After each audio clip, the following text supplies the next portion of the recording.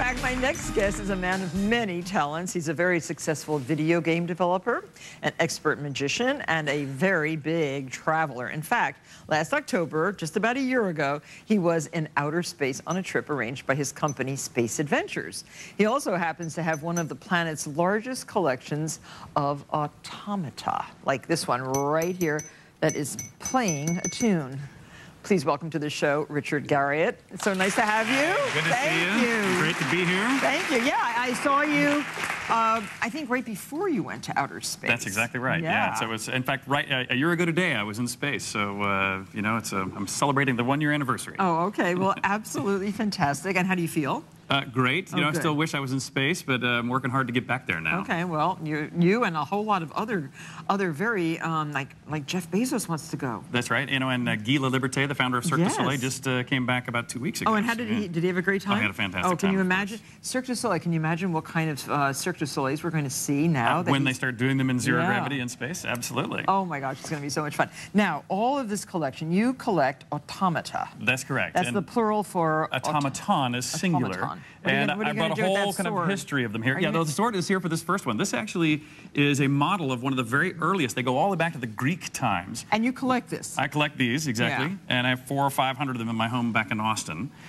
This one was to... Must be very interesting home. It is. It's full of secret passageways and a dungeon and observatory, all kinds of crazy stuff. Oh, really? Yeah, absolutely. Oh, we should come down there sometime. I would welcome you there. Oh, my Please gosh. do. Fantastic. Okay, so what are you going to do to this poor horse? You're going to cut his head off? Yes. This was to show the power of the gods. So Huron's horse, you can actually take this sword, place in its neck, and you can actually decapitate the horse, but you'll notice the horse's head remained attached. And even after you decapitate it, this horse is actually capable of drinking, although the process of drinking and digesting takes a little while, but it's actually capable also of peeing like a little children's doll. And I think they have a little tape of showing the peeing process. Oh my God, now whose idea is this? And why, Richard? The Greeks, you know, you got to go back to the Greeks. I can't explain. Okay, but why? Is that just for like an adult toy? No, this is really they literally would use it in temples to prove the immortality and power of gods, so that even though it's been it was really magic. Magic. Okay. It's magic.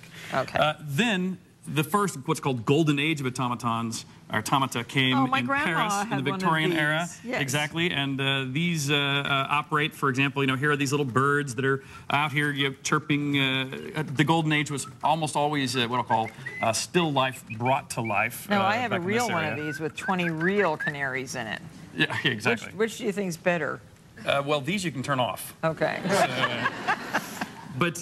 And then when those disappeared with the kind of fall of the aristocracy, people couldn't really afford these anymore, and they reemerged in the 1950s as tin toys. And so if you turn this little crank, you'll watch this little clown draw an actual picture. And if you watch him carefully, he's actually drawing quite a good picture. Oh my gosh. If you can see what he's drawn there, there you go. He just finished. He just did, like, it looks like Napoleon. It looks like you. It's a little portrait. So you can see right there. He's made a portrait, and there's little gears you can put in. So, for example, if I open this guy up... for different silhouettes? Exactly. And so there's like little XY offsets, and you can create, here's a little harlequin, so what did these sell for way back when they were originally... These were quite cheap. These were mass-produced. They're actually much more expensive today than they were at the time. Well, can you imagine? I mean, how many of them But they're still very sophisticated. Very sophisticated. And then the kind of contemporary automata came back, at least for me, with the emergence of this place called Cabaret Mechanical Theatre in London that you can still look up on the web. This was one of their first great artists they worked with, one of my friends now, a guy named Neil Hardy, who made these, his fabulous animals, he calls them. This one's one of his evolutionary blunders. On the front there it says, before developing fangs and branching out into the movies, the vampire bat had a hard time scaring anyone. And if you watch what the vampire bat does here, he swings open his wings and he sticks his tongue out at you because he doesn't have any fangs, you know, to scare you with. So, but then they become much more sophisticated. This is one of my favorite guys I found, a guy from Argentina named Pablo Lazaverias. And if you turn that counterclockwise, you'll see him here fighting his fake foe, it's called. And you can see that he's up here fighting. Go a little slower. And you can see the dragon's not real. Immediately. Oh, but his tongue is, I mean, it's all segmented. But if you look around the corner here, you can see the little gremlin over here that's really operating the fake foe. Yeah, so it's So very, very that's sophisticated. you slaying the dragon, right? Exactly. Oh my exactly. gosh. No, what's that? Oh, yes, and of course he comes not only armed with his sword, but you can see here he has his little crossbow and arrows. And in fact, this is really a fully functional crossbow. It really will shoot these, quite hazardous for children, Right.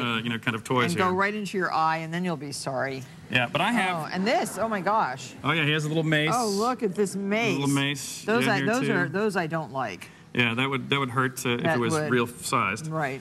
But yeah, I have literally 400 or 500 of these in my home in Austin. So all done by different people, all done by different artists and contemporary artists. So, that's one of your rooms? Yes, exactly. In fact, that's my automata room. And you can see that it's, I got the collection spread out around it. That's the main room there in my house, but really they're spread. I have so many now. They're kind of spread out all over. Look at all this. And there's just shelves and shelves, and I've got them arranged by makers. Well, in fact, most every contemporary maker, I have everything they've ever made. Do you have the hen that lays the little eggs? The old one, the little lead toy. You have that? Yeah, exactly. Oh, I have one. I'll give it to you. Yeah, wonderful. You want it for your collection? Of course, Okay, that'd be fantastic. So this is really fantastic. We're going to be right back. Thank you so much for this view of your collection.